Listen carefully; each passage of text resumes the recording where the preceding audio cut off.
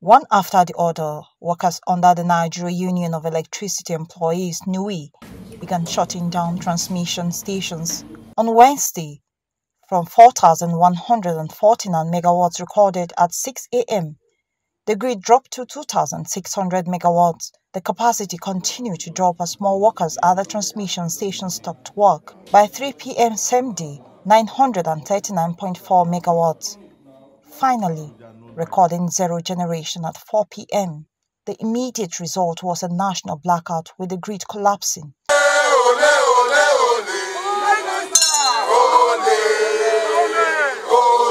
As we shut down here now, the whole of Abuja, Akwanga. This place will still be in service because most of the lights are still all out, so we can't.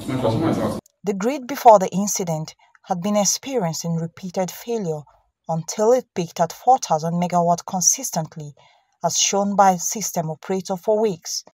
Key players say a forceful shutdown had a damaging effect at human, technical and infrastructure levels. This is a serious problem that the government needs to look at. If a labor union can just take over the national grid and move it from level over 4,000 to zero, mind you, power is necessary for security. All the security lines were off that moment.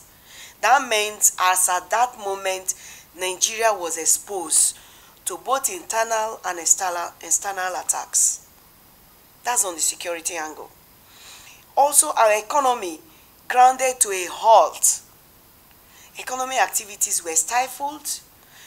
Socio-economic activities such as, people want to maybe carry on with maybe one program or the other. Everything was grounded to a halt because a labor union demand that has been festering for years was not resolved.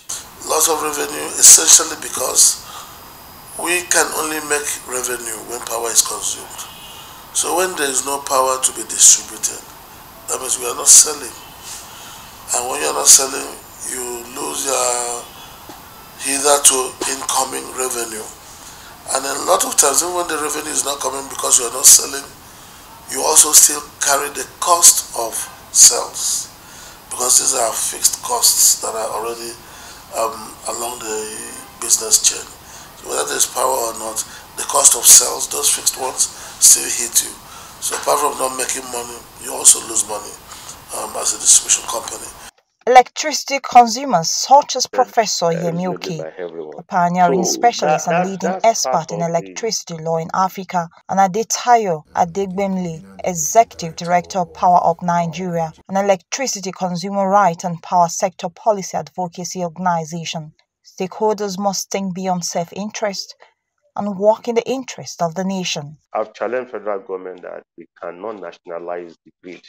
That under the constitution, there's nothing called federated grid because it's a concurrent item. Both the state and federal government have powers in terms of electricity.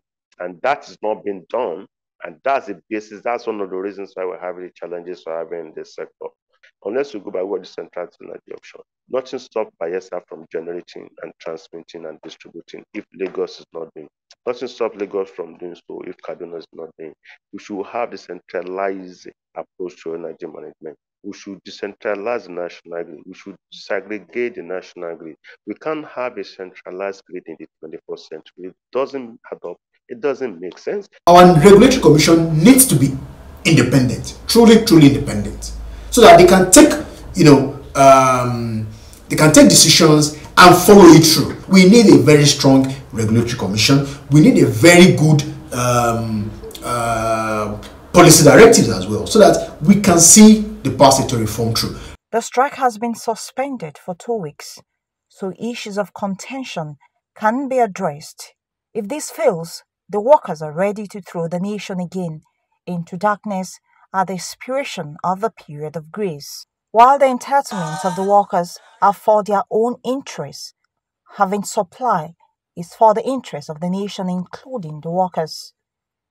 Be that as it may Nigerians are expecting that agreements reached by all parties will be honored, so consumers, the power sector and economy don't have to pay dearly for another strike. Mwesi Igono, AIT News, Abuja.